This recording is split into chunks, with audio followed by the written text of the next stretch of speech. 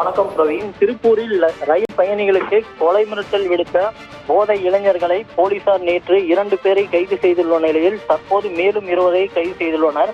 கோவையை சேர்ந்த மணிகண்டன் வேலை நிமித்தமாக சென்னை சென்றுவிட்டு நேற்று முன்தினம் இரவு சென்னையிலிருந்து கோவை திரும்பிக் கொண்டிருந்த நிலையில் ரயிலானது திருப்பூர் ரயில் நிலையம் வந்தபோது முன்பதிவு செய்யப்பட்ட பெட்டியில் போதை இளைஞர்கள் 4 பேர் ஏறியதாக கூறப்படுகிறது.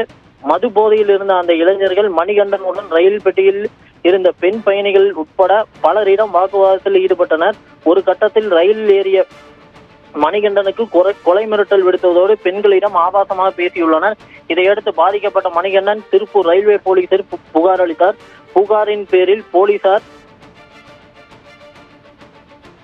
அசோக் மற்றும் 17 வயது சிறுவனை நேற்று கைது செய்துள்ள நிலையில் தற்போது சுடலை மற்றும் கரண் ஆகிய இருவரை தற்போது கைது செய்துள்ளனர்.